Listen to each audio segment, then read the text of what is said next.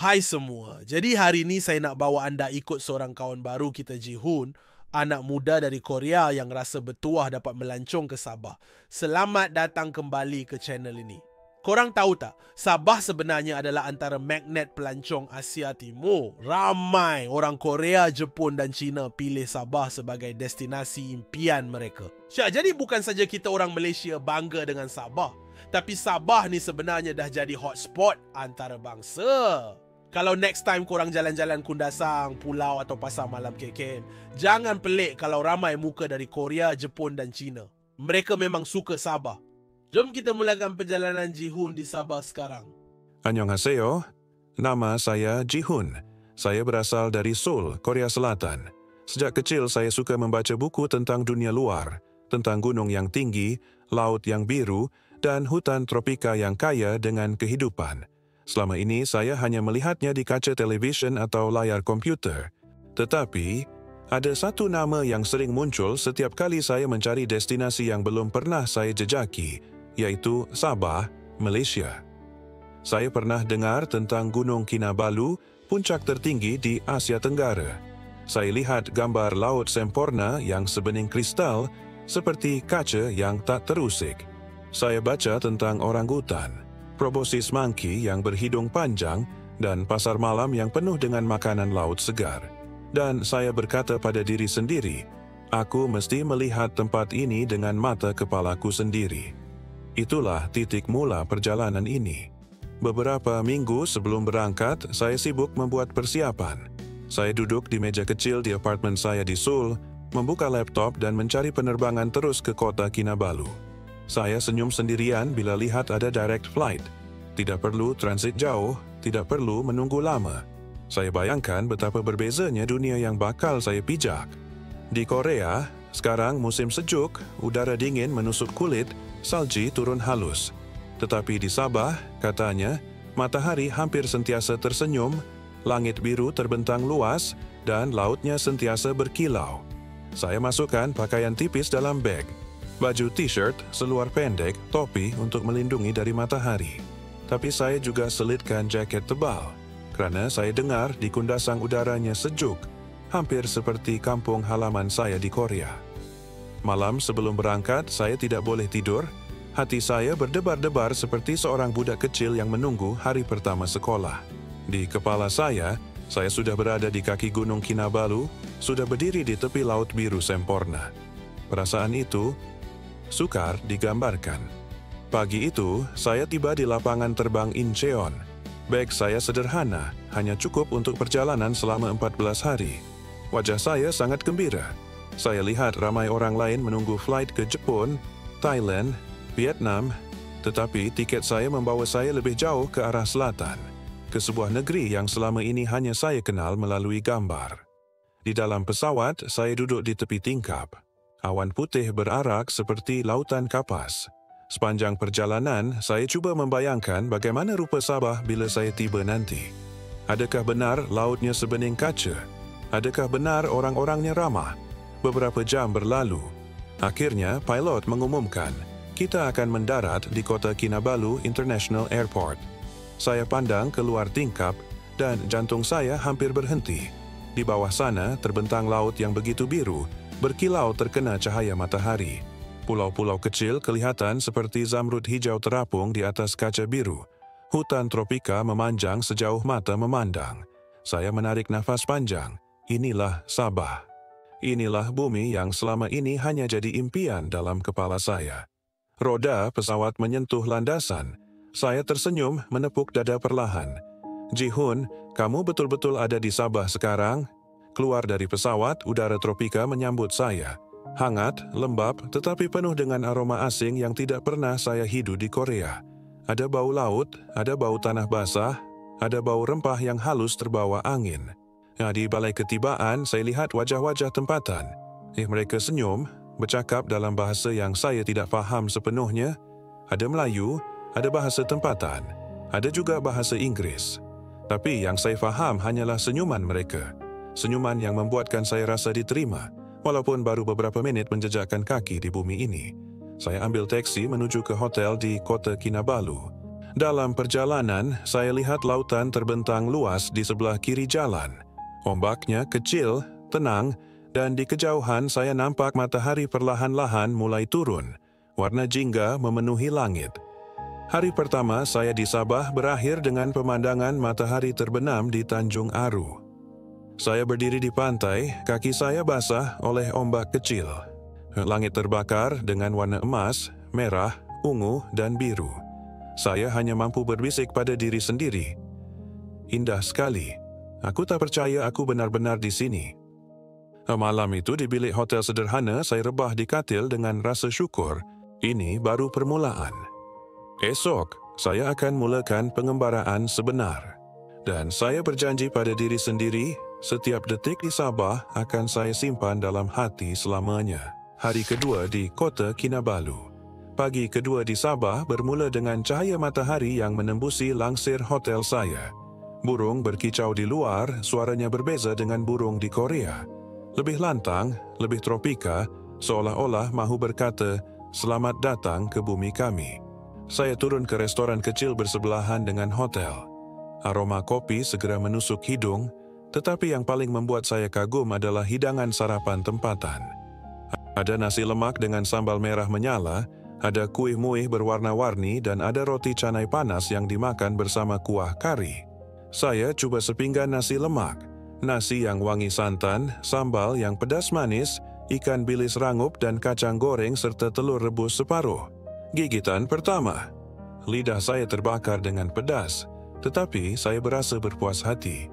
"Ah, inilah rasa Malaysia," bisik saya. Selepas sarapan, saya berjalan kaki di sekitar bandar Kota Kinabalu. Udara panas, tetapi angin laut menyejukkan wajah saya. Jalanan sibuk, penuh dengan kedai kecil yang menjual pakaian, beg dan cenderahati. Saya lihat mural besar di dinding bangunan, berwarna-warni menceritakan budaya tempatan. Saya singgah di pasar kraftangan. Bau rotan, kayu dan kain tenunan memenuhi ruang. Saya ambil sehelai kain batik, memegangnya perlahan. Coraknya unik, berwarna biru laut bercampur hijau daun. Saya teringat ibu saya di Seoul. Saya tahu bila saya pulang, kain ini akan jadi hadiah istimewa buatnya. Menjelang petang, saya diarahkan oleh seorang pemandu teksi untuk pergi ke pasar malam di tepi laut. Katanya, "Kalau kamu mahu rasa Sabah yang sebenar, pergilah ke pasar malam." Suasananya meriah, penuh warna dan bau. Bau ikan bakar, sotong panggang, ayam madu, bercampur dengan aroma manis buah mangga masak. Saya berjalan perlahan, mata saya melilau. Penjual-penjual tersenyum, memanggil saya untuk mencuba makanan mereka. Saya cuba sate ayam, dagingnya lembut, sos kacang pekat, manis dan sedikit pedas. Kemudian saya cuba pisang goreng panas, rangup di luar, lembut di dalam. Di satu gerai, saya lihat ketam besar dipanggang di atas arang, kulitnya merah menyala. Saya tak mampu menahan diri. Saya duduk, memesan seekor ketam panggang bersama jus kelapa muda. Saat pertama saya merasai isi ketam itu, saya terdiam. Manis, segar, seolah-olah baru ditarik keluar dari laut beberapa menit lalu. Di sekeliling saya, keluarga tempatan makan bersama, ketawa, ada kanak-kanak berlari dengan belon dan muzik jalanan dimainkan oleh pemuda yang memetik gitar. Saya rasa seperti sebahagian daripada mereka, walaupun saya orang asing. Selepas kenyang, saya menuju ke Tanjung Aru. Kata orang, sunset di sini adalah salah satu yang terindah di dunia. Saya berdiri di tepi pantai. Ombak kecil mengusap kaki saya. Angin laut membawa bau garam. Perlahan-lahan, matahari mula turun ke ufuk barat. Langit bertukar dari biru ke jingga, kemudian merah, kemudian ungu gelap. Bayangan pokok kelapa berdiri gagah seperti lukisan. Kanak-kanak bermain bola di pantai, pasangan muda berjalan berpegangan tangan, dan saya hanya berdiri, kagum dengan keindahan ini. Saya pernah lihat sunset di Seoul, di Busan, di Tokyo, malah di Hawaii. Tetapi sunset di Tanjung Aru ada sesuatu yang berbeza. Ia tenang, sederhana, tetapi menyentuh hati. Saya ambil kamera, cuba menangkap detik itu. Tetapi akhirnya saya simpan kamera.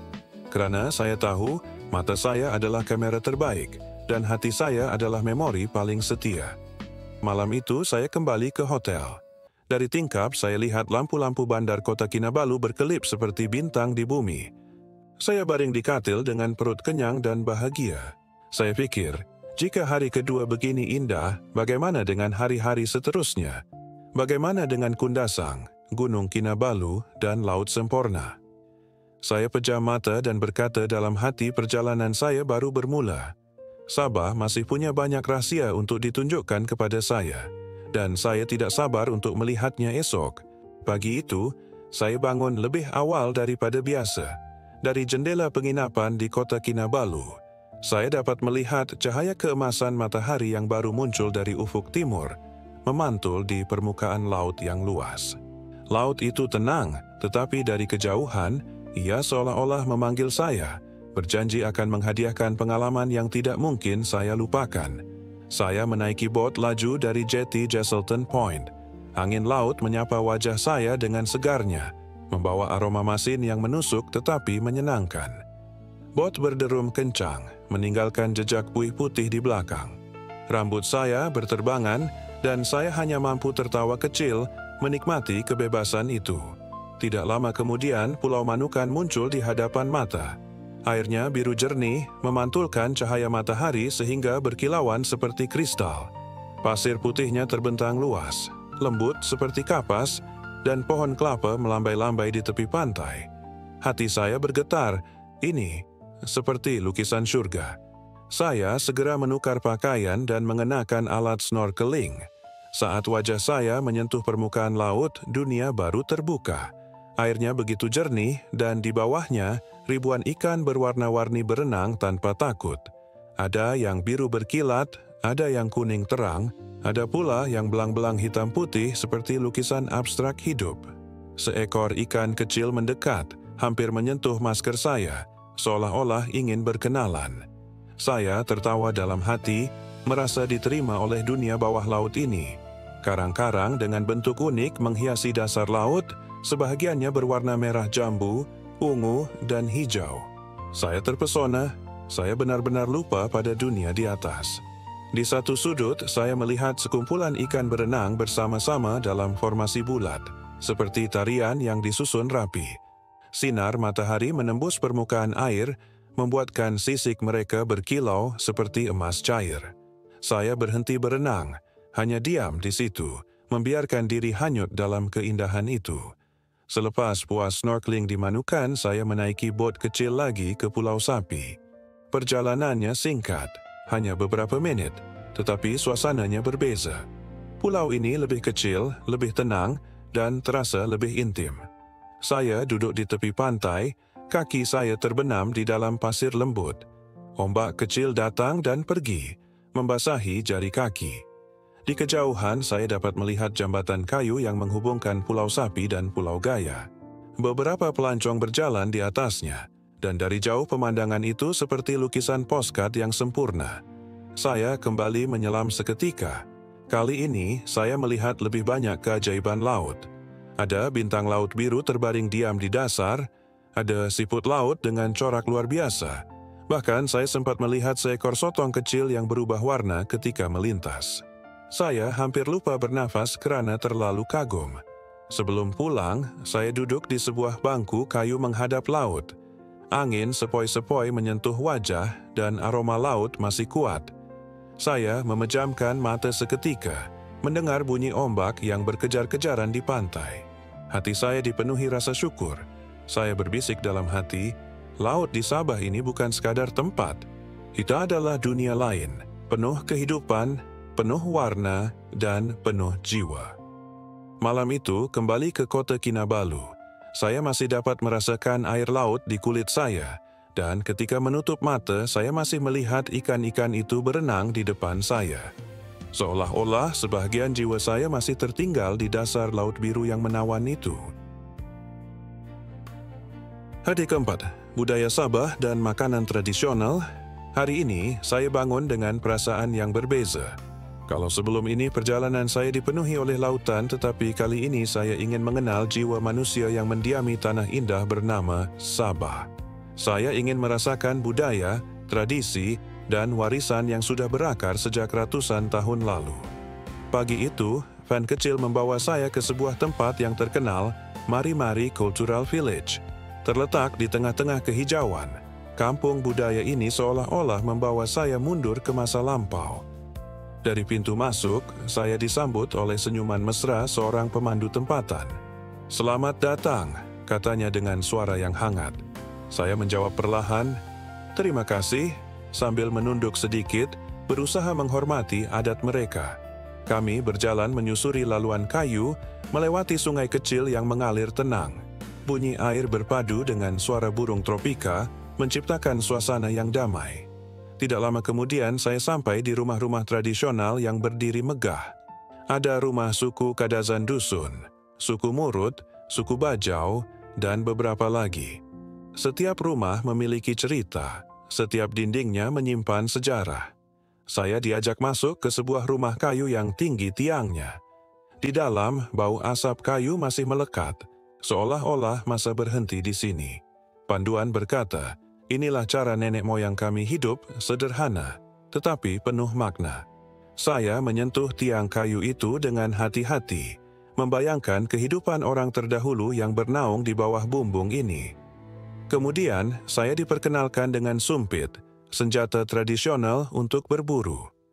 Seorang lelaki tempatan menunjukkan cara menggunakannya. Nafas ditarik dalam-dalam, lalu puff, anak panah kecil itu meluncur tepat mengenai sasaran. Mereka menghulurkan sumpit itu kepada saya. Dengan rasa malu bercampur semangat, saya mencoba. Nafas saya tidak sekuat mereka, tetapi panah saya masih sempat melekat pada papan sasaran. Orang-orang di sekeliling bertepuk tangan kecil, dan saya tertawa, merasa diterima. Selepas itu, saya menyaksikan tarian tradisional. Wanita-wanita berpakaian cantik dengan kain berwarna hitam dihiasi sulaman emas. Gerakan mereka lembut tetapi penuh tenaga. Lalu, ada juga tarian Magunatip, tarian bambu yang terkenal. 2 batang buluh diketuk-ketukkan di lantai, sementara penari melompat di antara ruang yang terbuka, cepat, dan lincah. Degup jantung saya ikut berpacu. Saya duduk di kerusi penonton, tetapi hati saya menari bersama mereka. Selesai persembahan, saya diajak menikmati makanan tradisional. Di atas meja buluh tersedia hidangan yang berwarna-warni.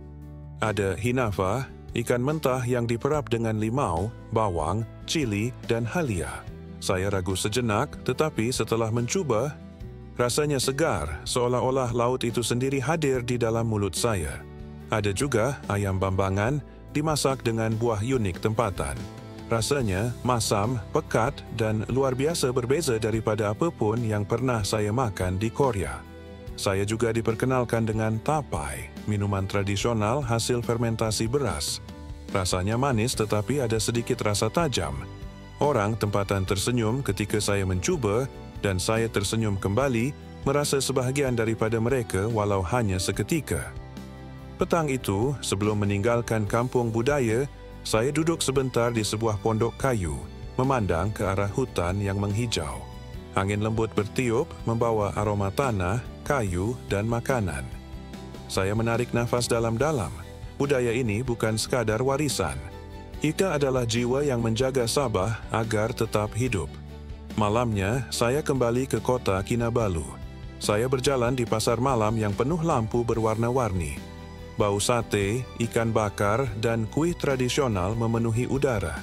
Saya membeli sedikit jagung bakar, lalu duduk di tepi jalan, melihat orang ramai berjalan lalu lalang. Anak kecil berlari sambil ketawa. Penjual memanggil pelanggan dengan suara lantang, musik tempatan mengalun dari sebuah gerai kecil. Saya tersenyum. Inilah kehidupan, bisik saya perlahan.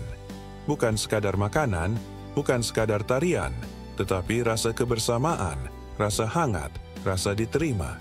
Saya menutup malam itu dengan perut yang kenyang, hati yang gembira, dan jiwa yang penuh rasa kagum. Hari kelima di desa Dairy Farm and kaki Gunung Kinabalu. Pagi itu saya bangun di sebuah penginapan kecil di Kundasang. Dari jendela kayu yang sederhana, saya melihat cahaya matahari pertama menembusi kabus tebal. Udara di luar sejuknya menusuk tulang, Seolah-olah saya tidak lagi berada di bumi tropika tetapi di sebuah desa pergunungan Eropa. Nafas saya keluar seperti uap putih, kemudian saya tersenyum sendiri. Ini Sabah? Benarkah saya masih di Asia Tenggara? Tidak beberapa lama kemudian. Saya bersiap dengan memakai jaket tebal, topi rajut, dan kamera. Pemandu kecil yang ramah menunggu di luar lalu membawa saya menuju ke desa Dairy Farm, tempat yang sering disebut New Zealand Mini oleh orang tempatan. Sepanjang perjalanan, saya melihat bukit menghijau dihiasi pokok pinus semula jadi dan rumah-rumah penduduk yang sebahagiannya adalah homestay. Setibanya di ladang itu, saya terpaku. Gunung Kinabalu berdiri megah di latar belakang Dairy Farm, seolah-olah menjadi pelindung abadi bagi lembah yang damai ini. Kabus turun perlahan, menyelimuti separuh wajah gunung, membuatnya tampak seperti raksasa tidur yang penuh rahasia. Saya berdiri lama, memerhati momen itu. Saya mencoba susu segar yang dijual di sana. Rasanya manis dan fresh, berbeza dengan susu kotak yang saya minum di Korea. Saya ketawa kecil, merasa seperti anak kampung yang baru mengenal dunia. Ada juga ais krim lembut, dingin di lidah tetapi rasa sukar digambarkan.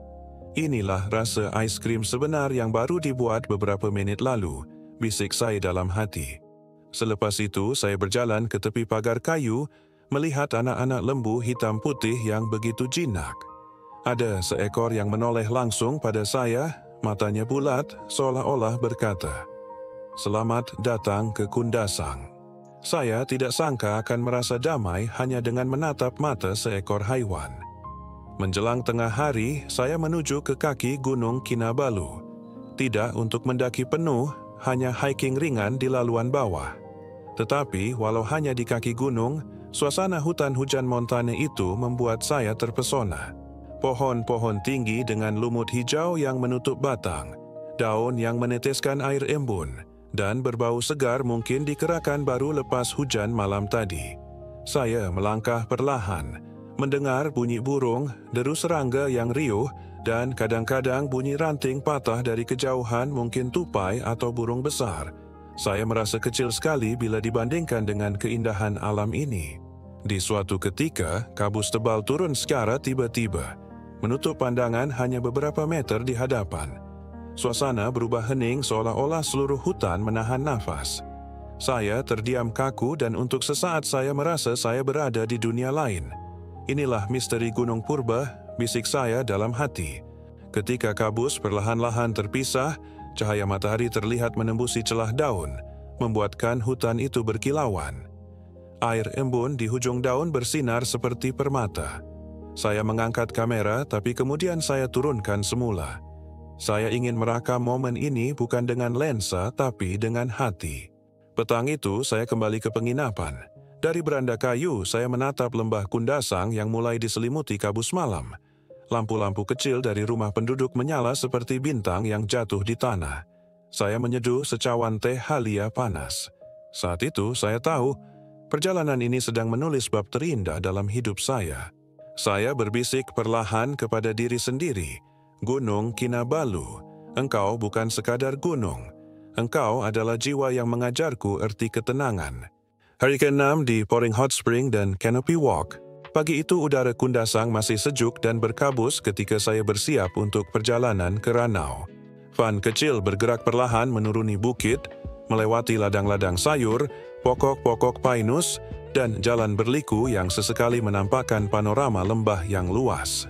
Sinar matahari menembusi kabus lalu memantul pada helaian daun yang masih lembab disimbahi embun pagi. Saya duduk di tepi tingkap dengan hati tenang dan sangat bersyukur kerana dapat melihat semua ini. Perjalanan menuju Poring Hot Spring mengambil masa hampir 1 jam. Saya sempat terlelap seketika tetapi sempat bangun saat van berhenti di kawasan pintu masuk yang dikelilingi hutan hijau. Udara di sini lebih hangat berbanding Kundasang, namun tetap segar. Saya bersama dengan pemandu pelancong taman berjalan melalui jambatan untuk ke sumber mata air panas itu. Tidak lama kemudian di hadapan saya terdapat kolam air panas semula jadi yang beruap.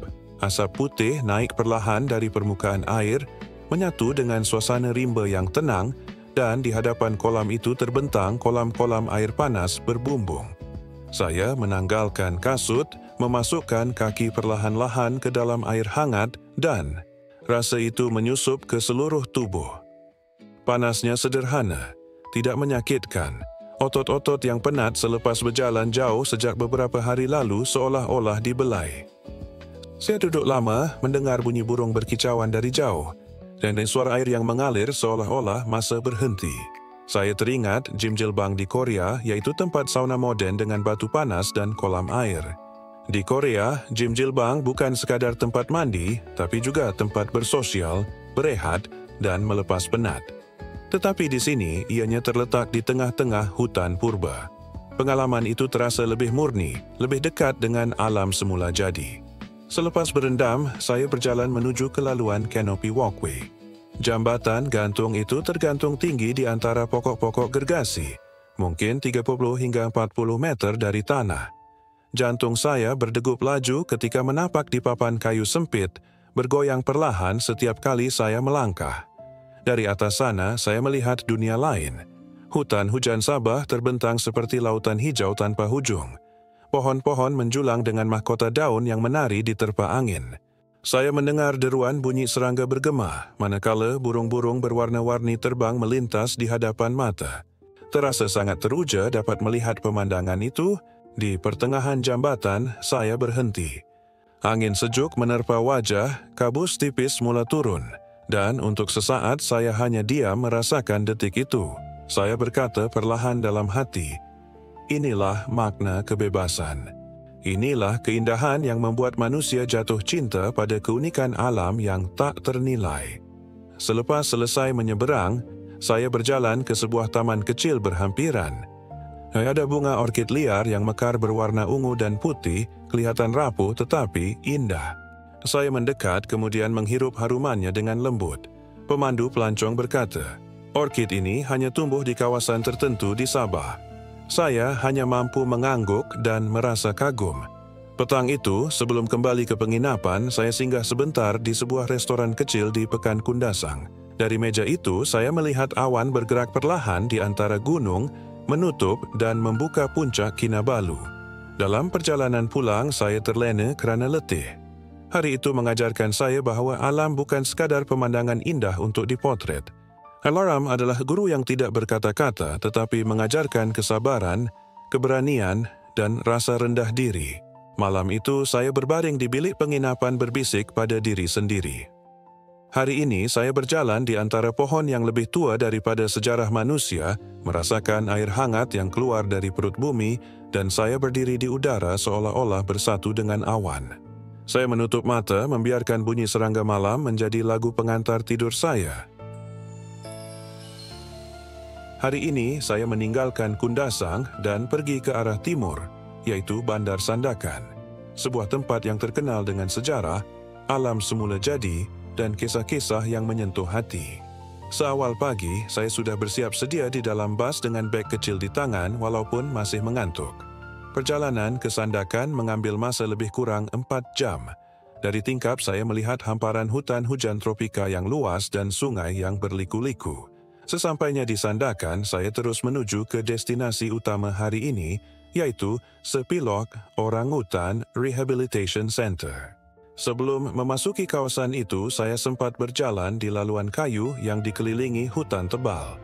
Udara lembap, bunyi cengkerik dan burung bersahutan. Rasanya seperti saya melangkah masuk ke dunia lain, dunia di mana manusia hanyalah tetamu, dan alam adalah tuan rumahnya. Di hadapan ada sekumpulan pelancong yang juga menunggu dengan penuh sabar.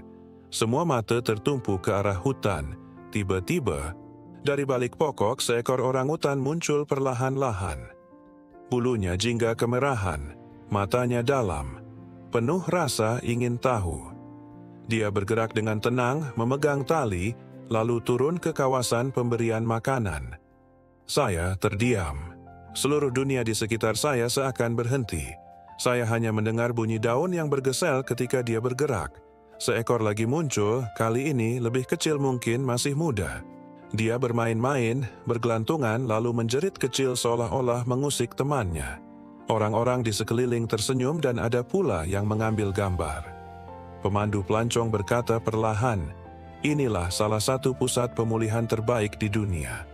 Anak-anak orangutan yang kehilangan ibu mereka dijaga di sini, dilatih untuk hidup bebas di hutan semula jadi." Saya memandang makhluk itu dengan rasa hormat kerana ada sesuatu yang mirip dengan kita, mata mereka, cara mereka bergerak, bahkan cara mereka memandang seakan berbicara. Selepas itu, saya berjalan ke Bonnie and Son Bear Conservation Center yang terletak bersebelahan. Di sini, saya diperkenalkan dengan beruang matahari, beruang terkecil di dunia. Wajahnya unik dengan tanda kuning keemasan di dada. Mereka kelihatan comel tetapi pemandu mengingatkan jangan tertipu. Walaupun kecil, mereka tetap liar dan kuat.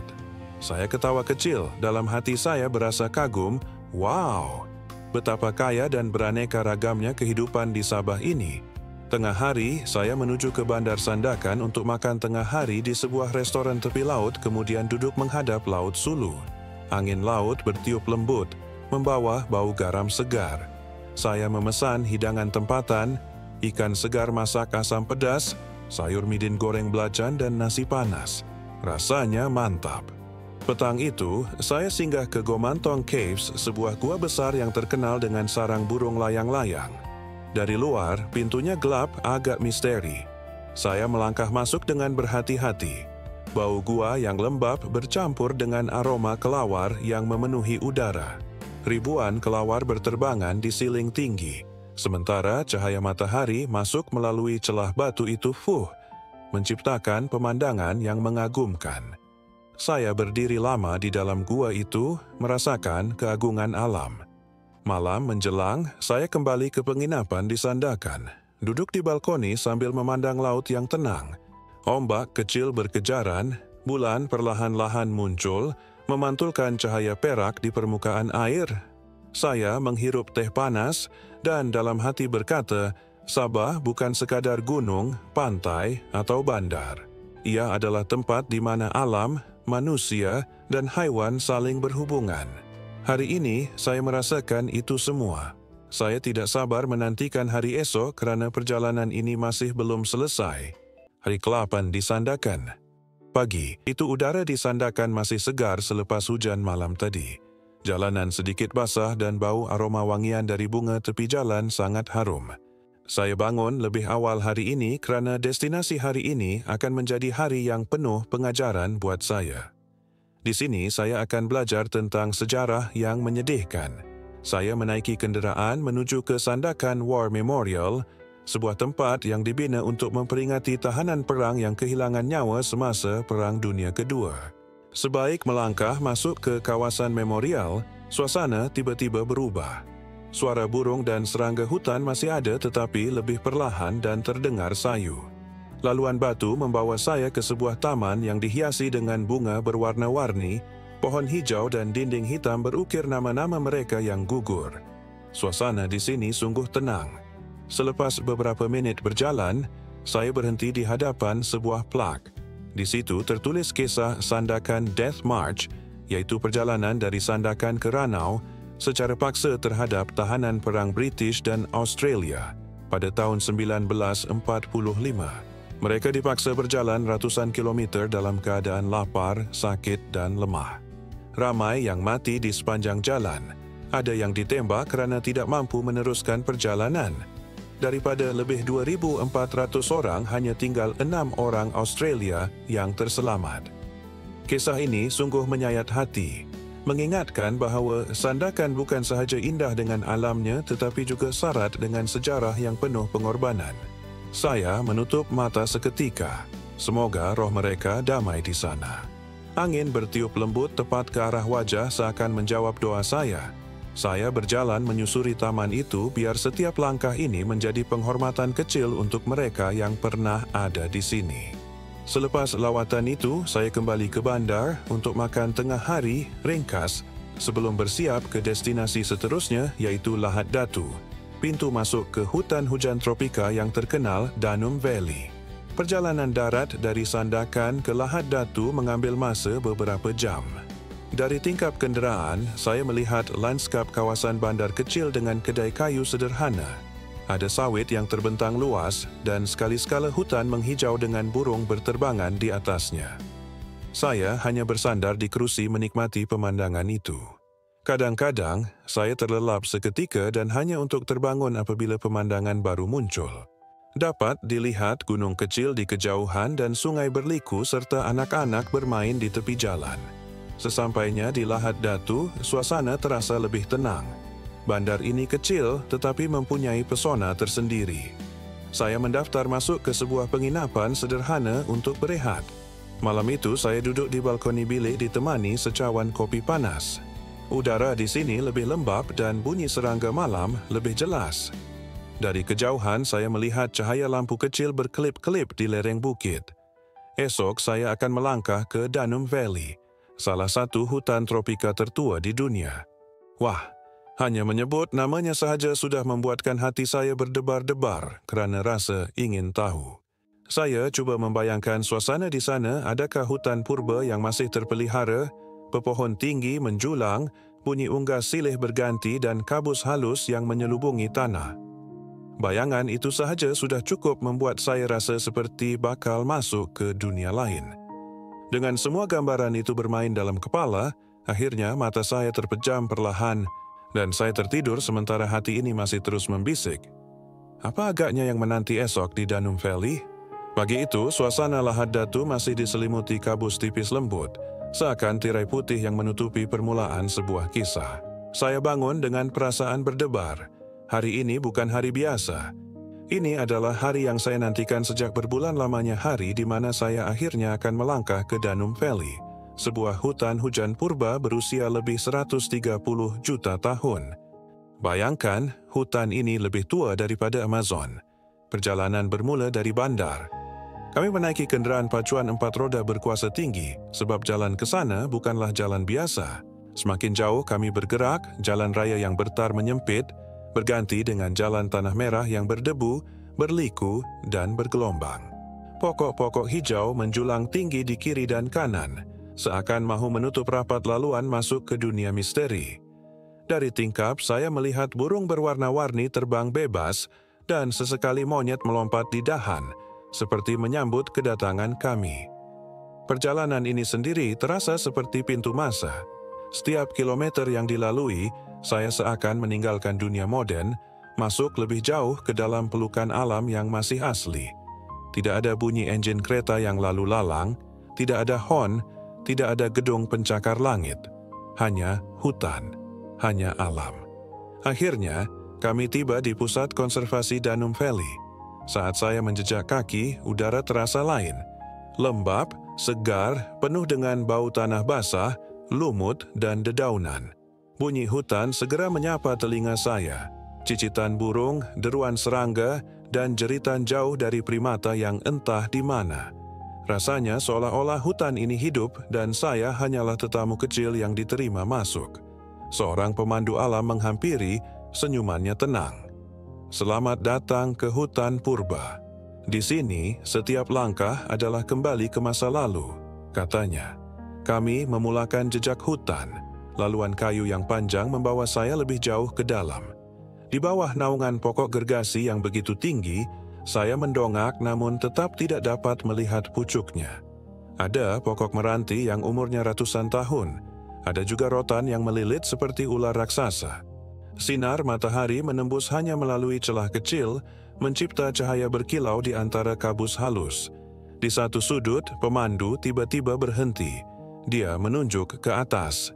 Dan disitulah, di celah dahan, seekor orangutan liar sedang bergayut perlahan.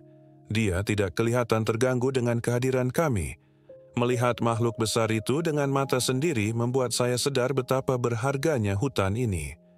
Orangutan spesies yang hanya ada di Borneo dan Sumatera adalah simbol betapa kayanya dunia ini jika kita tahu menjaganya. Kami meneruskan perjalanan hingga ke Canopy Walkway, jambatan gantung tinggi yang menghubungkan pohon-pohon gergasi. Saya melangkah perlahan kerana dari atas pandangan terbuka luas. Lautan hijau terbentang sejauh mata memandang. Kabus masih berlegar di celah pokok, Dan dari kejauhan, seekor burung enggang melintas, sayapnya besar, bunyinya berderum kuat di udara. Hati saya bergetar. Rasanya inilah syurga alam sebenar. Menjelang tengah hari, kami berhenti di tepi sungai. Airnya jernih, dingin, mengalir deras. Saya mencelupkan tangan, merasakan sejuknya hingga ke tulang, lalu membasuh wajah. Penat perjalanan hilang seketika. Pemandu bercerita bahawa sungai ini menjadi sumber kehidupan ratusan spesies, dari ikan kecil hingga gajah kerdil Borneo yang kadang-kadang melintas mencari air. Petang itu, pengalaman saya semakin mendebarkan. Kami menyertai Jungle Drive, perjalanan menaiki kenderaan terbuka untuk mencari haiwan liar. Perlahan-lahan, hutan berubah. Cahaya matahari tenggelam, bayang-bayang memanjang, dan bunyi hutan juga berganti. Lampu sorot dinyalakan, menyapu pepohon gelap. Tiba-tiba, seekor rusa melintas dengan tenang. Burung hantu hinggap di dahan, matanya berkilau disinari cahaya. Dari jauh, 2 titik cahaya muncul sepasang mata milik seekor kucing liar kecil. Dalam sekelip mata, ia hilang kembali ke dalam semak. Ketika malam benar-benar menutup hutan, dunia terasa berbeza sama sekali. Bunyi burung siang digantikan orkestra malam. Cengkerik, katak, serangga bersaut-sahutan, mencipta simfoni semula jadi yang tidak pernah berhenti. Saya kembali ke penginapan sebuah rumah kayu sederhana di tengah hutan. Di beranda, saya duduk ditemani kegelapan pekat dan bintang-bintang yang perlahan muncul di langit. Namun, bintang malam itu kalah dengan suara hutan yang mendominasi. Saya menghirup nafas panjang, membiarkan aroma basah hutan masuk ke dada. Di dunia yang semakin moden, tempat seperti ini adalah harta karun. Hutan ini adalah nafas bumi. Betapa bertuahnya saya dapat melihat dan merasainya dengan mata dan hati sendiri. Malam itu, saya tidur ditemani bunyi hutan cengkeri, katak, dan alunan semula jadi yang menjadi lagu Nina Bobo. Dalam mimpi, saya masih berjalan di antara pokok-pokok purba, di dunia hijau yang megah, dunia yang semoga tidak pernah hilang. Hari ke-10. Eksplorasi lebih dalam di Danum Valley. Saya terjaga pagi itu dengan bunyi yang tidak pernah saya dengar di kota. Bukan jam loceng, bukan dering telefon, tetapi suara hutan yang penuh tenaga. Jeritan burung enggang yang dalam dan bergema, kicauan burung kecil yang bersahutan seperti koer, dan dari kejauhan, kedengaran monyet-monyet berteriak di dahan. Cahaya matahari menembusi celah dedaunan, masuk ke bilik kayu sederhana tempat saya bermalam. Pantulan hijau dari luar memenuhi ruangan, menenangkan jiwa yang masih separuh sedar. Saya duduk di hujung katil, menarik napas panjang. Udara lembap, sejuk dan segar. Tidak ada tempat lain di dunia ini yang mampu membangunkan saya seindah ini. Selepas sarapan ringkas, nasi goreng kampung bersama secawan kopi pekat, saya dan pemandu hutan bersiap memulakan penjelajahan. Katanya, laluan hari ini lebih jauh, lebih mencabar, tetapi disitulah keindahan sebenar menanti. Langkah pertama sudah cukup membuat saya sedar bahawa perjalanan ini bukan sekadar jalan-jalan biasa. Tanah becak selepas hujan malam tadi membuatkan setiap langkah terasa berat. Akar-akar besar berselirat seperti perangkap semula jadi dan beberapa kali kami perlu memanjat batang pokok tumbang untuk meneruskan laluan. Tetapi segala kepayahan itu hilang bila saya menoleh ke sekeliling. Pohon gergasi menjulang, batangnya diselimuti lumut hijau, udara penuh aroma tanah basah dan dedaunan reput. Di tepi sebuah anak sungai, saya terpaku melihat sekumpulan kupu-kupu biru terang berkerumun di atas batu basah. Sayap mereka berkelip-kelip di bawah cahaya matahari seperti permata hidup yang berterbangan. Pemandangan itu begitu mempesonakan. Tidak lama selepas itu, bunyi ranting patah membuat kami berhenti. Dari kejauhan, muncul sekumpulan gajah kerdil Borneo. Tubuh mereka lebih kecil berbanding gajah Asia biasa, tetapi tetap memancarkan aura gagah. Jantung saya berdegup kencang, antara takut dan kagum. Pemandu berbisik perlahan. Ini satu keberuntungan. Tidak semua orang dapat melihat mereka. Saya hanya mengangguk, mata tidak berkelip menyaksikan makhluk megah itu melintas perlahan sebelum hilang di balik hutan purba. Perjalanan kami diteruskan sehingga akhirnya kedengaran bunyi deras air. Dari celah pokok, terlihatlah sebuah air terjun tersembunyi. Air jernih itu jatuh dari tebing batu, membentuk kolam semula jadi di bawahnya. Kabus halus dari percikan air membasahi wajah. Saya menanggalkan kasut, duduk di tepi batu, lalu merendam kaki ke dalam air yang sejuk mencengkam. Rasa penat hilang seketika. Selepas rehat, kami menyambung perjalanan. Sepanjang laluan, pemandu menunjukkan tumbuhan unik.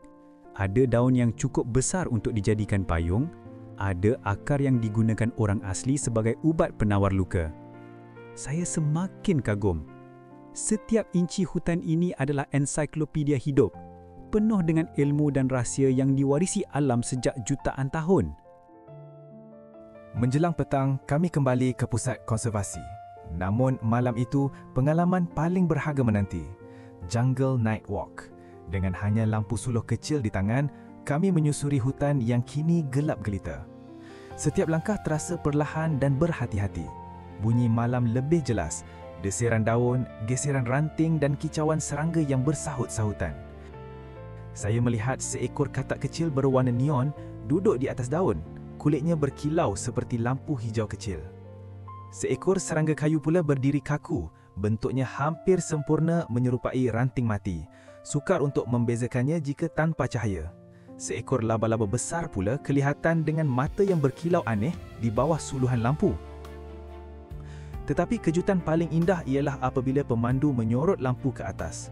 Dua mata bundar besar bersinar dalam gelap. Seekor tarsir, primata kecil yang terkenal dengan matanya yang besar.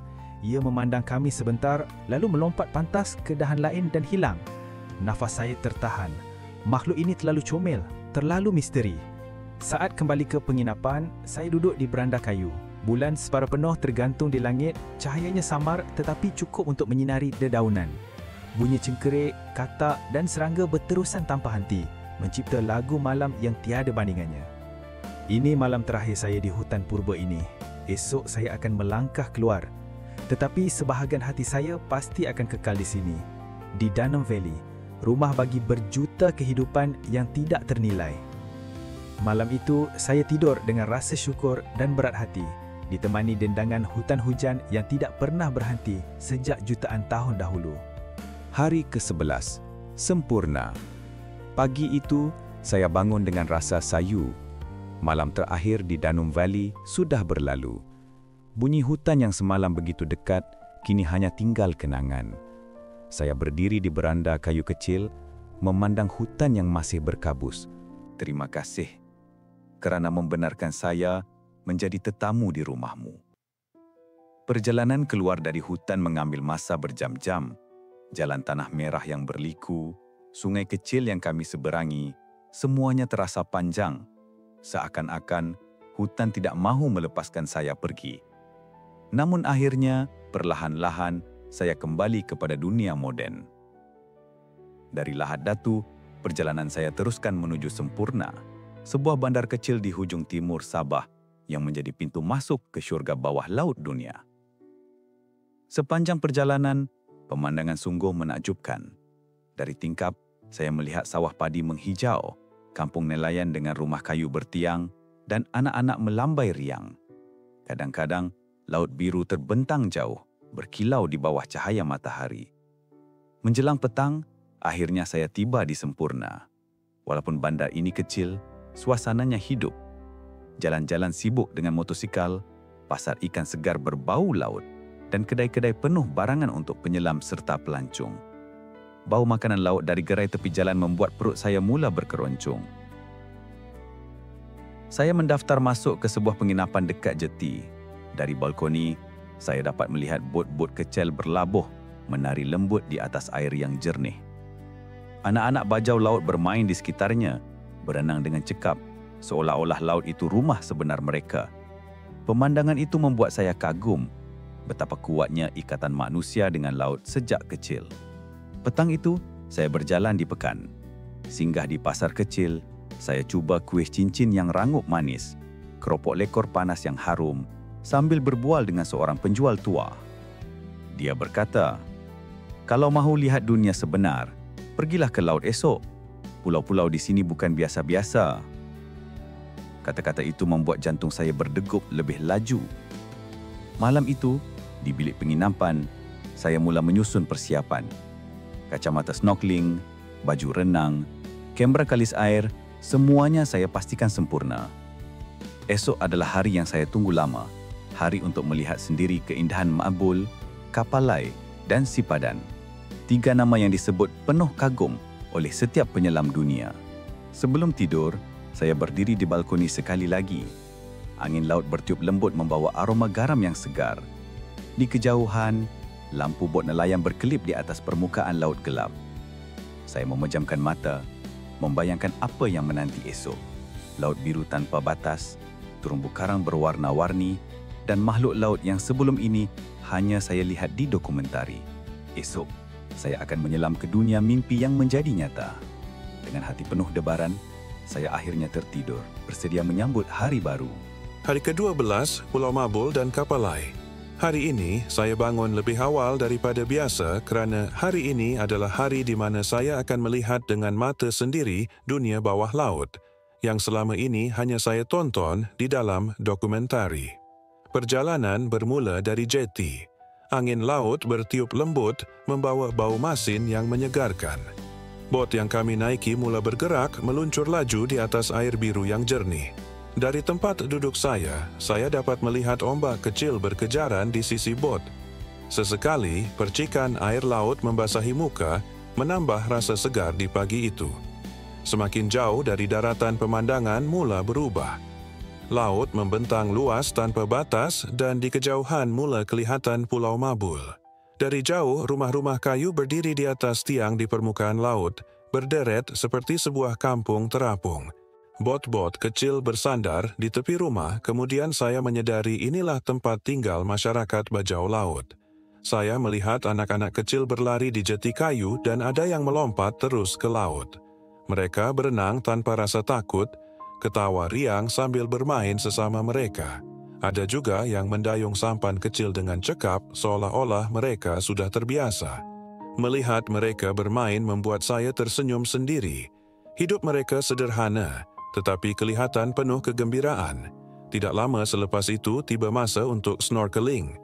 Dengan peralatan yang sudah siap, saya perlahan-lahan turun ke dalam air. Saat wajah saya menyentuh permukaan laut, pandangan saya berubah sepenuhnya. Di bawah sana terbentang pemandangan yang sukar digambarkan. Terumbu karang pelbagai bentuk dan warna memenuhi dasar laut. Ikan-ikan kecil berenang berkelompok, ada yang berwarna terang dan ada juga yang hampir tidak kelihatan kerana menyatu dengan pasir putih. Di celah anemon, saya nampak ikan badut bergerak pantas keluar masuk dan tidak jauh dari situ seekor penyu besar berenang perlahan melintasi saya. Saya terdiam lama hanya memerhati. Bunyi yang saya dengar hanyalah aliran nafas melalui snorkel dan bunyi gelembung air. Saya berenang perlahan, cuba menghayati setiap sudut. Dasar lautnya bersih, pasir putih terbentang luas, dan setiap kali ikan lalu, saya dapat melihat sisiknya berkilau terkena cahaya matahari yang menembusi air. Selepas siap snorkel di Pulau Ma'bul, kami menuju ke Kapalai. Tempat ini berbeza. Kapalai bukan pulau, tetapi sebuah resort yang dibina di atas laut. Dari jauh ia kelihatan seperti kampung kayu yang terapung. Air laut di bawahnya sangat jernih, hingga saya boleh nampak ikan berenang jelas dari atas dek. Saya berjalan perlahan melalui dek kayu yang panjang. Angin laut bertiup lebih kencang di kawasan terbuka ini. Dari sini saya melihat laut terbentang luas tanpa halangan.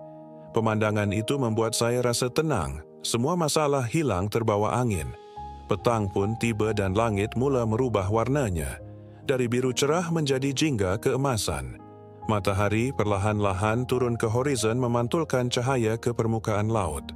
Pemandangan itu begitu indah, saya hanya berdiri menikmati momen tersebut. Tidak lama kemudian, bot kami kembali bergerak menuju daratan. Saya duduk di dalam bot sambil melihat laut yang semakin gelap. Walaupun badan terasa letih setelah seharian snorkeling, saya masih memikirkan dengan apa yang saya lihat tadi. Ikan-ikan kecil, penyu, rumah atas laut dan wajah ceria anak-anak bajau laut.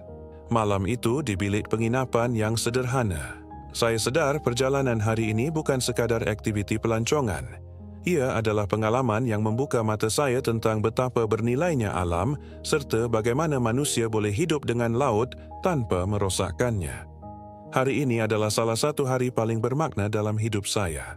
Sebuah pengalaman yang akan saya bawa pulang ke Korea dan simpan dalam memori selamanya.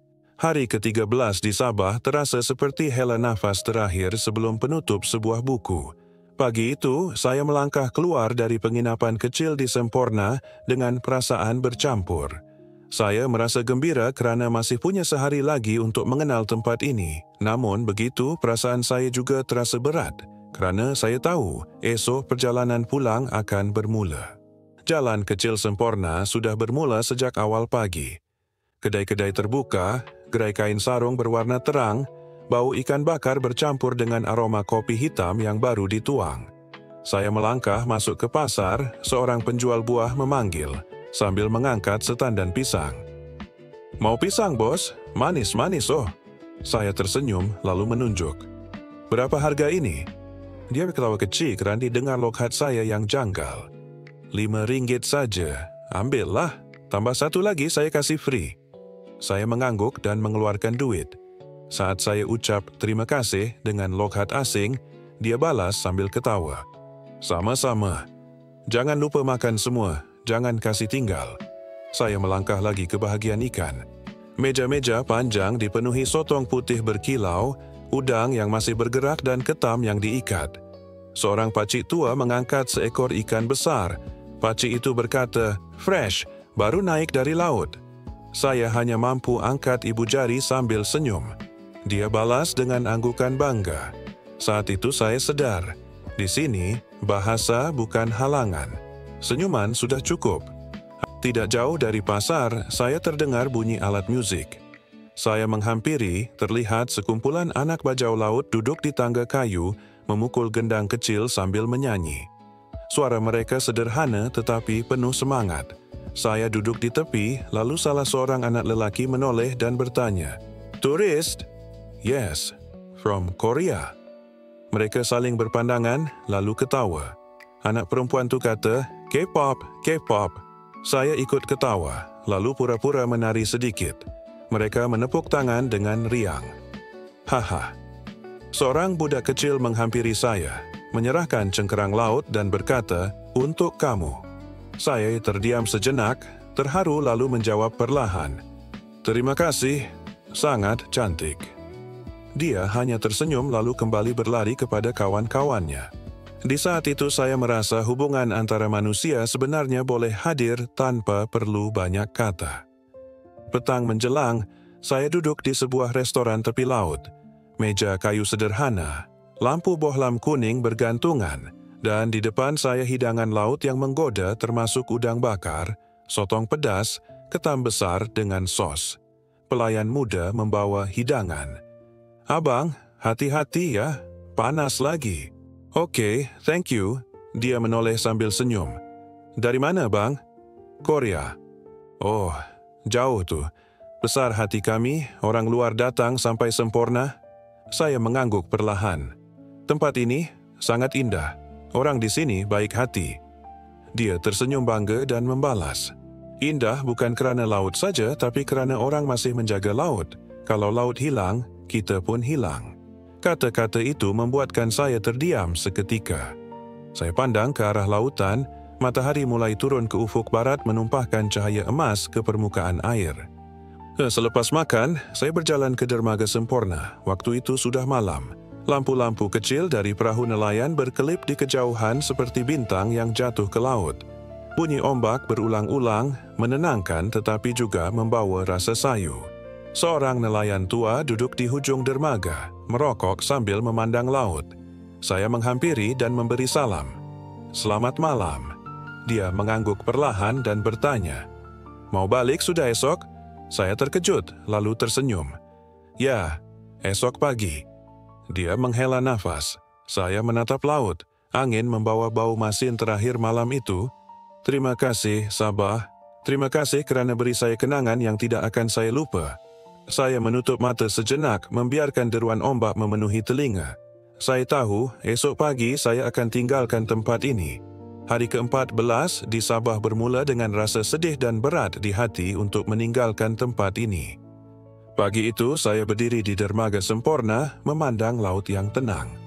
Bot-bot nelayan masih berlabuh dan anak-anak bajau laut kelihatan bermain di atas perahu kecil mereka. Ini adalah kali terakhir saya menyaksikan pemandangan ini. Bas yang akan membawa saya kembali ke kota Kinabalu sudah menunggu di terminal. Saya naik perlahan-lahan lalu duduk di tepi tingkap. Dari kaca, saya melihat pemandangan laut yang semakin lama semakin kabur, berganti dengan gunung ganang yang megah, sawah padi yang terbentang, dan desa-desa kecil yang tenang. Di dalam bas, penumpang lain kebanyakannya adalah orang tempatan. Ada yang membawa bakul berisi hasil laut, ada juga keluarga kecil yang duduk bersama anak-anak mereka. Seorang lelaki tua di sebelah saya tersenyum ramah. Pertama kali ke Sabah, tanyanya dalam bahasa Inggris bercampur lokhat tempatan. Saya mengangguk. Ya, dari Korea. Sangat indah di sini. Dia ketawa kecil. Hati-hati, nanti rindu Sabah. Saya ikut ketawa dan menjawab. Belum sampai Korea pun sudah rindu nih. Perjalanan darat mengambil masa yang lama tetapi tidak membosankan. Setiap kali bas melewati kampung, saya melihat rumah-rumah kayu berdiri di tepi jalan yang dikelilingi pokok kelapa dan pisang. Kanak-kanak melambai ke arah bas sambil berlari kecil. Bas berhenti di sebuah warung tepi jalan. Penumpang turun untuk berehat seketika. Saya ikut serta. Bau ikan goreng dan kopi panas memenuhi udara. Saya membeli keropok udang rangup dan air kelapa muda. Penjualnya, seorang wanita berusia, menyapa saya. Dari mana datang? Korea Selatan, jawab saya. Matanya terbelalak sedikit. Jauh datang, oh, suka ke Sabah? Saya mengangguk bersungguh-sungguh. Sangat suka, orang di sini ramah. Dia ketawa kecil sambil memberikan saya kembali baki. Datang lagi nanti? Saya hanya mampu tersenyum kerana janji itu mungkin tidak mudah ditunaikan. Perjalanan diteruskan lagi. Di luar tingkap, pemandangan terus berganti. Sekali-sekala saya melihat Gunung Kinabalu dari kejauhan, berdiri megah di antara awan. Bas bergoyang sedikit ketika melalui jalan berlubang, tetapi saya tidak kisah semua itu. Menjelang senja, akhirnya bas tiba di kota Kinabalu. Langit mulai tampak jingga keemasan. Matahari tenggelam perlahan di balik Laut Cina Selatan. Saya berjalan menuju tepi pantai. Di sana, ramai orang berkumpul menyaksikan matahari terbenam. Pasangan muda duduk berpegangan tangan, keluarga menikmati makan malam dan pelancong sibuk merakam gambar. Malam tiba, saya berjalan menyusuri jalan bandar kota Kinabalu. Lampu neon dari kedai dan pasar malam berkelip, orang ramai sibuk membeli belah, aroma sate dan jagung bakar memenuhi udara. Saya berhenti seketika di sebuah gerai cenderamata, membeli gelang manik buatan tangan. Ini akan menjadi pengingat bahawa suatu hari saya pernah ada di sini. Saya memilih untuk makan malam di sebuah kafe kecil di tepi jalan. Kafe itu sederhana, meja kayu dan kerusi plastik, tetapi penuh dengan suasana hangat. Saya memesan teh tarik panas dan nasi goreng kampung. Pelayan muda yang menghantar pesanan tersenyum. Pertama kali cuba teh tarik, saya mengangguk. Ya, rasanya manis? Dia ketawa. Manis sikit, tapi sedap. Saya menghirup perlahan. Rasa teh yang pekat bercampur susu manis memenuhi mulut saya. Hangat, lembut dan menenangkan. Di meja sebelah, sekumpulan anak muda tempatan ketawa besar sambil bermain gitar kecil. Mereka menyanyi lagu santai dalam bahasa Melayu. Saya tidak faham sepenuhnya, tetapi melodi itu membuat suasana terasa damai. Seorang daripada mereka tiba-tiba menoleh ke arah saya. Hey bro, dari mana? Saya tersenyum. Korea. Mereka serentak mengangguk, ada yang berkata, Annyeonghaseyo, dengan lokhat lucu. Saya ikut ketawa, lalu mengangkat tangan memberi salam. Mereka mengajak saya duduk sebentar, tetapi saya hanya menolak dengan sopan. Malam ini saya mahu menyendiri. Malam semakin larut. Kemudian saya berjalan kembali ke penginapan sederhana, tetapi sesuatu momen terjadi di sini. Ini adalah momen yang paling sukar saya lupakan. Setibanya di penginapan. Dari jendela bilik saya melihat kota Kinabalu berkilauan dengan lampu-lampu malam. bunyi motosikal di jalan, bunyi ombak yang perlahan, dan angin laut yang masuk melalui celah tingkap mencipta melodi malam. Saya berdiri lama di jendela menarik nafas dalam-dalam. Esok, semua ini akan berakhir. Saya akan kembali ke Korea. Selamat malam, Sabah. Terima kasih kerana menjadi rumah kedua bagi saya. Malam itu saya tidur dengan perasaan tenang, syukur dan sedikit sedih. Tetapi satu hal saya pasti, kenangan ini tidak akan pernah hilang. Hari ke-15. Pulang ke Korea pagi itu, saya bangun lebih awal dari biasa. Langit kota Kinabalu masih diselimuti cahaya biru lembut. Dari tingkap, saya melihat burung-burung terbang perlahan, baru keluar mencari rezeki. Suasana tenang tetapi di hati saya terasa ada sesuatu yang berat kerana inilah hari terakhir saya di Sabah. Dengan langkah perlahan, saya mula mengemas beg. Ada sehelai t-shirt yang masih berbau laut sempurna, seluar yang masih ada kesan lumpur dari trek di Danum Valley. Saya memegang tiket kecil ferry, resit pasar malam, dan cenderamata kayu yang saya beli daripada seorang pakcik tua di Gaya Street. Duduk di hujung katil, menarik nafas panjang. Kenapa masa terasa begitu cepat? Baru semalam saya tiba, dan kini saya harus pergi. Saya turun ke lobi hotel. Petugas di kaunter senyum dan bertanya, "Check out, sir?" Saya angguk sambil membalas, "Ya, saya ke lapangan terbang." Dia jawab, "Okey, harap datang lagi ya." Saya balas dengan senyuman, "Mesti." Di luar, pemandu teksi seorang lelaki tempatan mungkin lewat 40-an sedang menunggu. Dia bantu menangkat beg ke dalam bonet, kemudian kami berdua masuk ke dalam kereta. "Penerbangan jam berapa, bos?" Dia tanya sambil hidupkan enjin. Saya jawab, 9 pagi. "Okey, sempat lagi. Jalan pun tak sesak pagi ini," katanya. Kami mula bergerak. Di kiri kanan jalan, nampak kedai makan yang baru buka, ada yang sedang sapu lantai, ada yang menyalakan dapur. Bau nasi lemak dan kopi dari warung tepi jalan masuk sedikit ke dalam kereta bila tingkap terbuka. Kami berbual ringan. "Pertama kali ke Sabah?" tanyanya. "Ya, pertama kali. Tapi rasanya bukan yang terakhir." Dia ketawa kecil. "Ramai yang cakap macam tu. Nanti mesti datang lagi balik." Hanya senyum. "Mungkin betul. Perjalanan ke lapangan terbang mengambil masa sekitar 20 minit. Kami tak banyak bercakap selepas itu." Saya pandang keluar tingkap taksi. Di lapangan terbang kota Kinabalu, suasana masih lengang. Hanya beberapa penumpang berjalan perlahan dengan troli masing-masing. Bau kopi segar dari sebuah kafe kecil memenuhi ruang. Saya duduk di ruang menunggu, memandang pesawat yang berbaris di landasan. Sejujurnya, hati saya belum mahu pulang ke Korea. Saya memperhatikan wajah pelancong lain di sekeliling saya. Ada yang tersenyum, ada yang sibuk dengan telefon, ada yang memeluk erat anak mereka. Tetapi di wajah mereka, saya nampak sesuatu yang sama dengan perasaan saya. Rasa berat untuk meninggalkan negeri yang penuh keunikan ini. Ketika nombor penerbangan saya dipanggil, saya berjalan ke pintu perlepasan. Setiap langkah terasa begitu sangat perlahan, seolah-olah kaki saya enggan bergerak. Pesawat mula bergerak di landasan. Saya duduk di tepi jendela, menoleh keluar. Perlahan-lahan, kota ini mengecil di bawah. Laut biru membentang luas, pulau-pulau kecil bagai titisan hijau terapung di permukaan air, dan Gunung Kinabalu berdiri teguh. Saya menatap lama, cuba menyimpan setiap detik ke dalam memori. Hingga akhirnya, awan putih menutup semuanya dari pandangan saya. Di udara, pikiran saya melayang jauh. Saya teringat kembali setiap bab perjalanan ini. Dari hari pertama saya melangkah ke bumi Sabah, hingga malam terakhir di Semporna. Saya teringat bunyi enggang waktu pagi hutan Danum Valley. Saya masih dapat membayangkan kupu-kupu biru berkelip-kelip di tepi sungai. Saya teringat degupan jantung ketika melihat gajah kerdil Borneo melintas perlahan di hadapan. Saya teringat mata bundar seekor tarsier di malam gelap, yang menatap saya hanya sekejap, lalu hilang di balik dahan. Kemudian bayangan sempurna. Lautnya biru jernih, anak-anak bajau laut berenang dengan cekap seolah-olah air itu rumah sebenar mereka.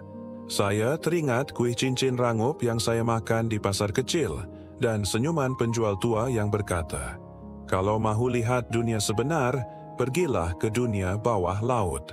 Dan benar, esoknya saya menyelam di Mabul dan Kapalai, melihat karang berwarna-warni, beribu-ribu ikan dan penyu yang berenang dengan anggun. Semua itu masih jelas dalam ingatan saya, seolah-olah baru berlaku semalam. Perjalanan ini bukan hanya tentang melancong. Ia lebih daripada itu.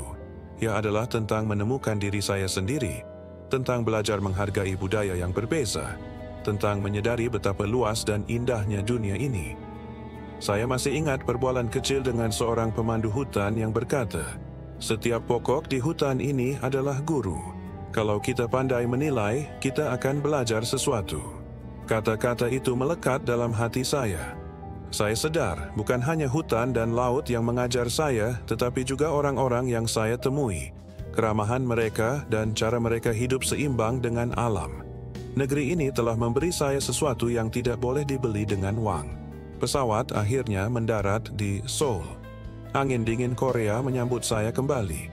Saya melangkah keluar dari balai ketibaan. Saya akan kembali. Suatu hari nanti, saya pasti akan kembali ke Sabah. Dengan senyuman kecil, saya mula berjalan keluar dari lapangan terbang. 15 hari itu telah mengubah pandangan saya terhadap dunia, kehidupan, dan diri saya sendiri. Jejak yang tertinggal. 15 hari di Sabah telah pun berlalu. Namun, jejaknya masih segar dalam ingatan seolah-olah saya baru meninggalkan tempat itu semalam. Kini, saya kembali menjalani kehidupan harian di Korea dengan jalanan yang sibuk di Seoul beserta bangunan tinggi yang dipenuhi cahaya neon. Namun, di tengah hiruk-pikuk kota ini, perasaan saya masih sering terimbau kembali ke dalam memori laut biru, gunung yang begitu megah dan wajah-wajah ramah yang pernah saya temui di Malaysia. Saya sedar perjalanan kali ini amat bermakna. Ianya membuat kita melihat dunia dengan pandangan berbeza dan menyedarkan kita bahawa keindahan bukan hanya terletak pada tempat tetapi juga pada orang-orang yang kita temui. Sabah mengajar saya tentang kesederhanaan, tentang bagaimana anak-anak bajau laut mampu ketawa riang walaupun hidup mereka serba sederhana, tentang penduduk tempatan yang menyapa dengan senyuman ikhlas tanpa mengharapkan balasan, tentang lautan, gunung, dan hutan yang memberi ketenangan yang tidak pernah saya temui di tengah kota besar. Saya tertanya-tanya, mengapa perjalanan kali ini begitu berharga? Setiap kali saya memejamkan mata, seolah-olah saya dapat mendengar bunyi ombak di Semporna, merasakan kabus dingin Kundasang, melihat matahari terbit di balik Gunung Kinabalu, dan menikmati aroma kopi panas di pasar kota Kinabalu. Mungkin Anda semua sangka malam ke-15 saya di Sabah berakhir begitu saja di kota Kinabalu. Selepas saya menolak ajakan anak muda Sabah untuk duduk bersama, lalu berjalan pulang ke penginapan. Sebenarnya ada sesuatu yang tidak saya ceritakan. Malam itu sesuatu berlaku. Ketika saya melangkah keluar dari kafe, saya bertembung dengan seorang wanita. Dia hampir terjatuh dan secara refleks saya segera menahannya. "Maaf," saya mengucapkannya dengan logat asing. Dia tersenyum, matanya ramah. "Tidak apa-apa, awak pelancong, kan?" Saya mengangguk perlahan. Dari caranya berpakaian memakai baju kurung, wajahnya mirip orang Cina tetapi matanya tidak terlalu sepet dan berbahasa Melayu dengan jelas. Sah, dia seorang anak jati Sabah. Senyumannya membuatkan malam itu terasa lebih ceria dan bermakna. Kami berjalan seiring ke arah pasar malam. Suasana sibuk dengan lampu-lampu yang berkelip, suara peniaga memanggil pelanggan, dan aroma makanan tempatan. Kami singgah di sebuah gerai kecil, kemudian dia mengajak saya mencuba kuih cincin. Rasanya rangup dan manis. Kerana terlalu menikmatinya, saya hampir tersedak. Dia ketawa kecil sambil menghulurkan air botol. "Perlahan-lahanlah. Awak macam kelaparan," tegurnya, masih tersenyum. Dengan sedikit rasa malu, saya menjawab, "Sedap sangat." Selepas itu, kami berjalan ke tepi pantai. Angin laut meniup rambut saya, membawa bersama bau garam dan bunyi ombak yang menghempas perlahan ke pasir putih. Bintang-bintang bertaburan menghiasi langit malam. Kami berhenti dan memandang ke arah laut yang terbentang luas. Perbualan kami sederhana tentang makanan Sabah, tentang lautan, tentang kehidupan dan juga harapan orang-orang di sini. Bahasa kami kadang bercampur, tetapi anehnya saya faham setiap maksudnya. Sesekali kami terdiam. Namun, kesunyian itu tidaklah canggung, sebaliknya terasa seperti ada ruang yang membuka hati saya, membuat debaran terasa. "Sabah ini indah?" tanyanya. Saya diam sejenak, membiarkan suara ombak mengisi ruang. Perlahan-lahan saya mengangguk. Ya, tetapi malam ini lebih indah. Dia tersenyum, dan untuk pertama kalinya sepanjang pengembaraan saya di Sabah, dunia terasa seolah-olah berhenti seketika. Malam semakin larut. Kami duduk di sebuah bangku kayu berhampiran jeti, ditemani nyalaan lampu samar dan bunyi bot yang beralun perlahan. Perbualan kami berlanjut tentang keluarganya, tentang impian untuk mengajar anak-anak kampung, dan tentang diri saya yang selalu berkelana mencari makna hidup. Akhirnya dia berdiri. "Saya kena pulang," katanya lembut. Saya mengangguk perlahan. "Terima kasih kerana menemani saya malam ini." Malam itu berakhir dengan perpisahan yang sederhana. Tiada janji, tiada kata cinta, cuma satu pertemuan singkat yang cukup untuk buat langkah saya berat untuk meninggalkan Sabah. Apakah mungkin suatu hari nanti saya akan kembali lagi? Sabah sepertinya sudah menjadi sebahagian daripada diri saya. Kisah ini akan saya kongsikan kepada rakan-rakan, keluarga dan mungkin juga anak-anak saya pada masa hadapan. Mungkin sebahagian hati saya tidak hanya tertinggal pada laut dan gunung Sabah, tetapi juga pada seorang insan yang saya temui tanpa dirancang malam itu. Kepada sesiapa yang mendengar kisah ini, saya hanya ingin katakan, pergilah. Pergilah melihat dunia di luar sana kerana dunia ini jauh lebih luas dan indah daripada yang kita sangkakan. Dan jika suatu hari kamu mencari tempat di mana langit menyentuh laut, di mana gunung menyentuh awan, dan di mana manusia menyentuh hati anda dengan tulus, datanglah ke Malaysia. Kerana bagi saya, Malaysia bukan sekadar destinasi perlancongan. Malaysia mengukir sebuah kenangan terindah. Malaysia adalah rumah kedua yang akan sentiasa saya rindukan. Jadi begitulah akhir cerita anak muda Korea, Ji-hoon yang melancong ke Malaysia. Semoga Anda terhibur. Terima kasih atas sokongan Anda yang mengikuti kisah ini dari awal cerita hingga selesai. Kami telah membangun channel baru khas untuk animasi, dan Anda boleh melihatnya pada deskripsi di bawah. Jadilah subscribers terawal dalam channel ini, kerana kami akan menyajikan lebih banyak cerita yang lebih mantap selepas ini. Sekali lagi, sekian, terima kasih. Jangan lupa subscribe, like, dan share.